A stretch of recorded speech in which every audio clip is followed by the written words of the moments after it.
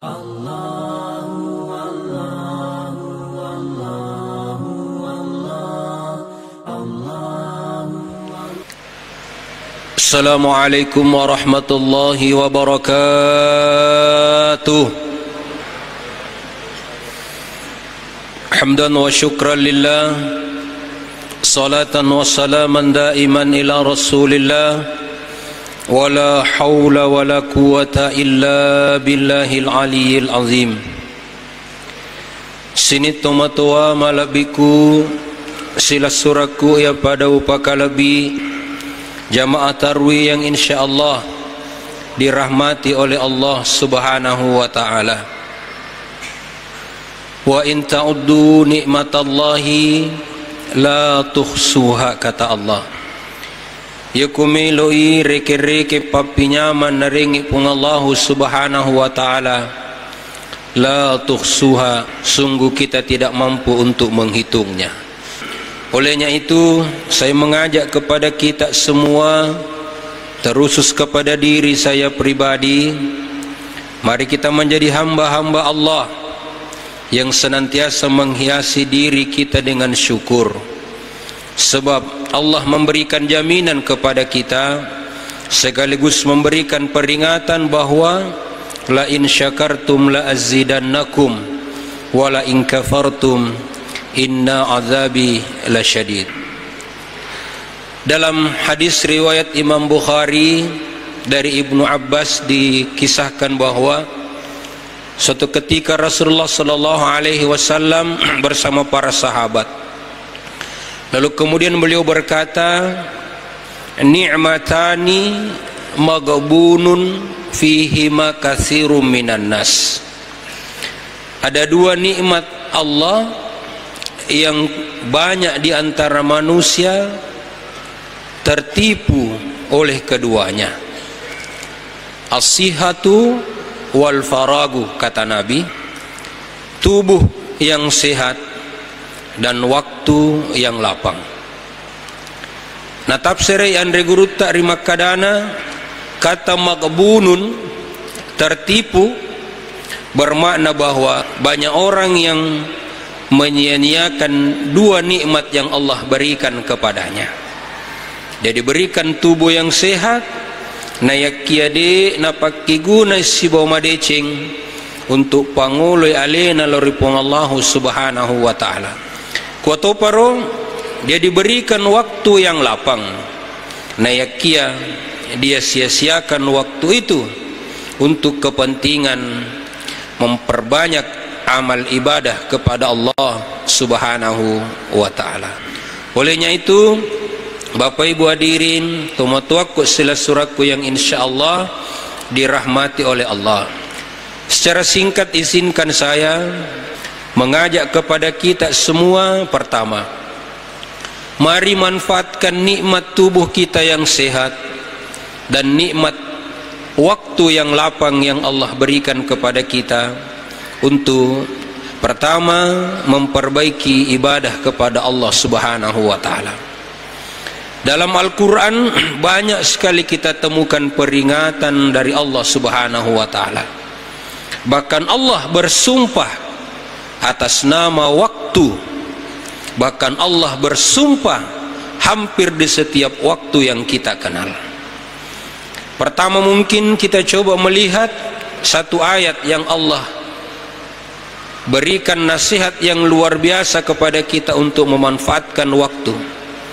Aqimis salata lidulukis syamsi ila ghasakil laili wa qur'anal fajri inna qur'anal fajri kana mashhuda. Naparaluangi po ng Allah Ta'ala, naparentangi lori di sininna to matapae. Untuk apa? Aqimis salata, mendirikan salat. Kapan Allah perintahkan kita mendirikan salat? Lidulukis syamsi ila ghasakil laili, di waktu setelah tergelincir matahari waktu loroi, ila ghasakil laili, sampai waktu gelap malam waktu isya. Wa qur'anal fajri, dan dirikan pula salat fajar. bermakna bahwa ritungka waktu yana pancaji pun Allah Subhanahu wa taala. Sesungguhnya di situ melekat kewajiban kepada kita, kewajiban utama, terutama dan yang paling pertama harus kita tegakkan adalah aqimis shalah.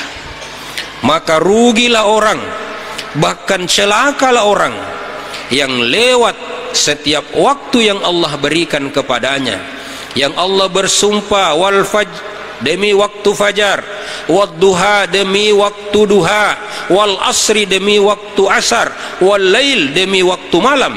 Di setiap waktu Allah bersumpah, bermakna bahwa celakalah, rugilah orang yang melewatkan waktu-waktu tersebut kecuali memanfaatkannya untuk beribadah kepada Allah Subhanahu wa taala. Maka yang pertama, untuk memanfaatkan waktu dengan baik, lakukan ibadah ketaatan kepada Allah Subhanahu wa taala, terutama risesena sempaja para luta. Kemudian yang kedua, jadikan nikmat waktu ini untuk insyaallah memberikan kebahagiaan kepada diri kita dan memberikan kebahagiaan kepada istri kita, anak-anak kita, kepada keluarga kita. Ada sebuah artikel yang saya baca yang sangat menarik untuk kita simak bersama. Suatu ketika ada seorang anak natajangi bapaknya lisu pulerikan turue. Yang kebiasaan bapaknya, dia tiba di rumah kurang lebih jam 10 malam. Ya, sang anak tadi menunggu bapaknya pulang dari selepas maghrib. Kebiasaannya selama ini yana tete arua tete asiramatin runi. Napanna kasih lepongana na lai syarat tajang bapakna lesu polerikan turuna. Hanya untuk bertanya satu pertanyaan kepada bapaknya. Walhasil engkei pole takapo bapakna, ditemukan anaknya belum tidur. Makutana ni bapakna makadamagi de pumumatindona.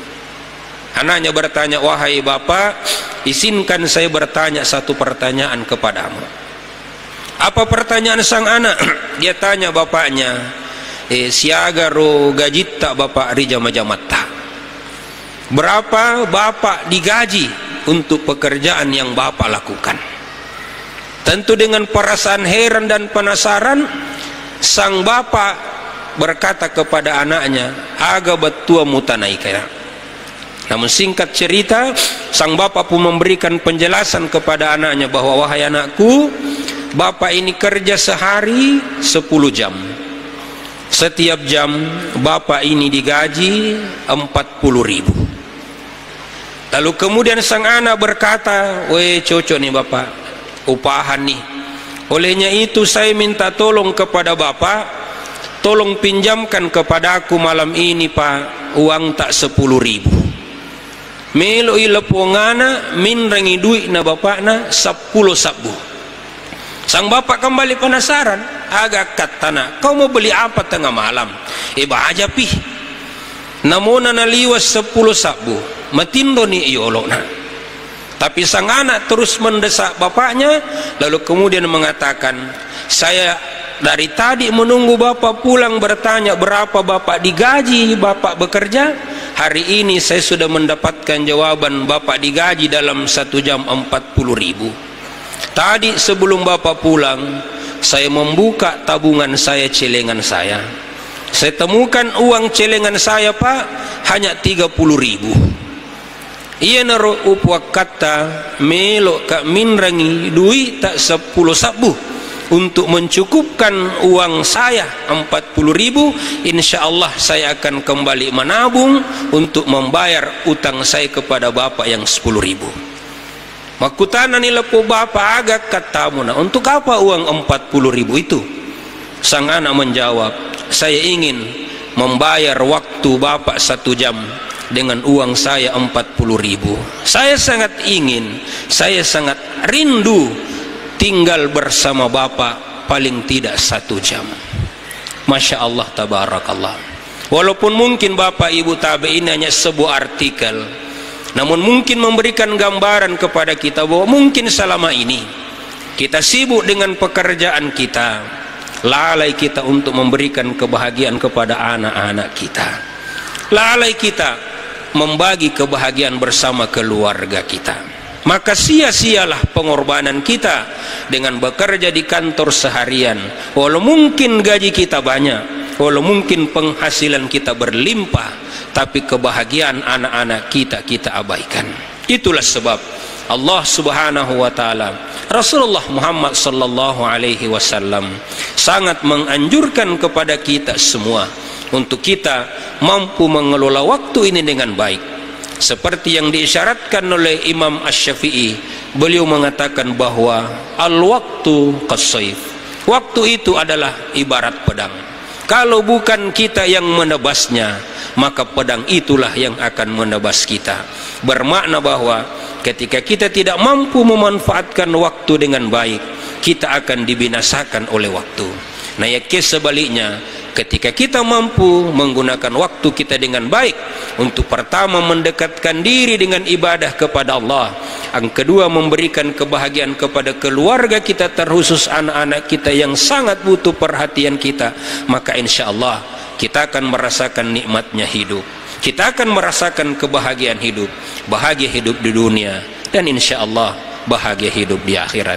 Mudah-mudahan insya Allah kita tergolong hamba-hamba Allah yang bertakwa, yang senantiasa bersyukur akan segala nikmat yang Allah berikan kepada kita semua. Dan mudah-mudahan insya Allah kita semua termasuk hamba-hamba Allah yang pandai bersyukur akan nikmat yang Allah berikan, termasuk nikmat tubuh yang sehat dan waktu yang lapang. Untuk sebesar-besarnya kita manfaatkan untuk kebahagiaan keluarga kita, sebesar-besarnya mendapatkan keridhaan Allah Subhanahu wa ta'ala. Billahi taufiq wa da'watu wal irsyad. Wassalamualaikum warahmatullahi wabarakatuh.